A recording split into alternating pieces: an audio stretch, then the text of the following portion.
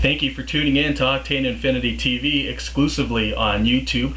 This is the Bonus Bomb with Sai Gon John. I am your host, the Bomb from Vietnam, and today I'm going to be talking about the 3-6 matchup in this year's NBA playoffs. First, starting out east, it's the Milwaukee Bucks returning to the playoffs after a 4-year absence in the postseason. They're going to have to do it without their star in the middle. I'm talking about the former #1 overall pick, Andrew Bogut, who is a dislocated elbow, and he's going to have to sit out in the playoffs this year. Now, if you're Bucks coach Scott Skiles, what do you do here when you face an Atlanta Hawks team that has made their center an all-star in Al Horford? His choices, Skiles' choices, appear to be to play the 14-year veteran Kurt Thomas or Dan Gadzuric, a guy who, if you're outside of Milwaukee, you probably never heard of him unless you're a diehard UCLA fan who can remember him from way back when in 2002. Anyways, the Bucks, man, they still have weapons, particularly in assassin John Salmons. This guy's just been a remarkable player, a remarkable pickup during the trade deadline this season for Milwaukee. So look out for that guy. Yeah, the backcourt matchups in this series is going to be great, so don't sleep on it, because Salmons will give Joe Johnson all he can handle, and then the Hawks, with Mike Bibby, their starting point guard, he's going to have more than his hands full with the young up-and-comer and rookie Brandon Jennings. BJ reminds me a lot of Derrick Rose. When Rose was in his first year with the Bulls, he was absolutely sensational in his first appearance in the playoffs. So look for the same excitement out of Brandon Jennings, because I think he's going to do real well. Now, the big part of the offense in Milwaukee will be missed with the absence of Bogut, but Jennings will be that guy to bring that much deserved attention to Milwaukee. So everybody knows he's capable of filling it up. We remember his 55-point outburst against Golden State to start the first month of this season. So that is still in the minds of a lot of observers. Now, defensively, Bogut will also leave a huge void on the boards for Milwaukee. Al Horford and Josh Smith are just going to hammer the Bucks on the glass. I mean, I love the toughness of this Atlanta Hawks team.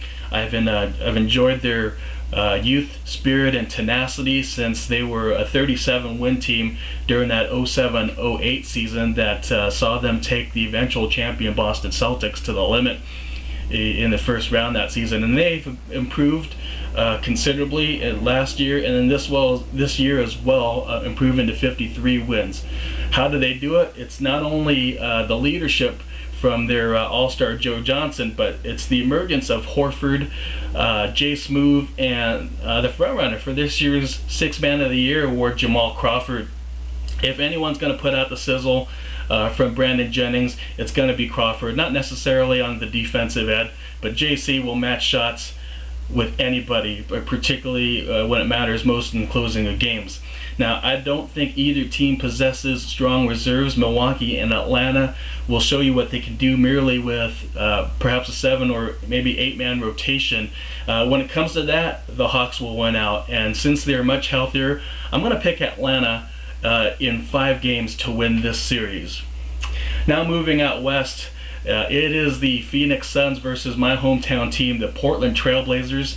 Phoenix returns to the playoffs after a 1-year absence due to an identity crisis, so to speak, and they return in stylish fashion with the 3rd seed in the upper echelon of the very competitive Western Conference, where they belong.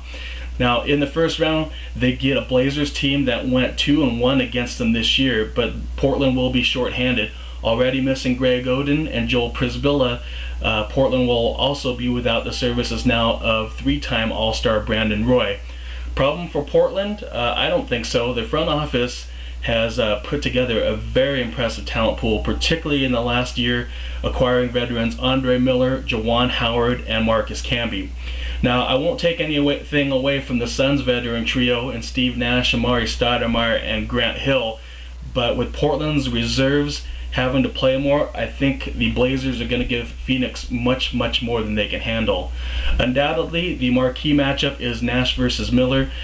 Now Nash will get his teammates more involved offensively, but he'll really be on his toes if he defends Miller throughout this entire series. And without Roy, Miller will put up more scoring, but will still have plenty of room to get Portland's younger players on the board too. More on that in a second. How about the matchup between Stoudemire and LaMarcus Aldridge, a youngster just looking to make his way up the ranks among the NBA power forwards. LA has loved this matchup with Stat, particularly in the last 3 seasons. So you'll know he'll go toe-to-toe with this perennial all-star. Now, while the Suns are hot right now, winning 14 of their last 16 games to end the season, don't count the Blazers out.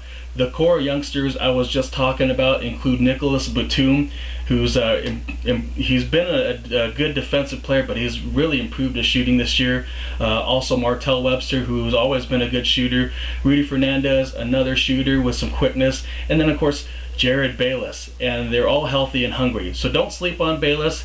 He'll arrive in the NBA playoffs, and he'll be determined to excel in front of a crowd, his friends and family, of course, in Phoenix. So I tell you what, fans, if you ask me, no Odin, no Joel, no Roy equals no problem. Blazers will win this in 6, and it won't be an upset. So that's all for now from the Bomb Shelter inside Octane Infinity TV studios. I've been your host, Sai Gon John, and I'll see you for my last playoff preview, the 4's versus the 5's.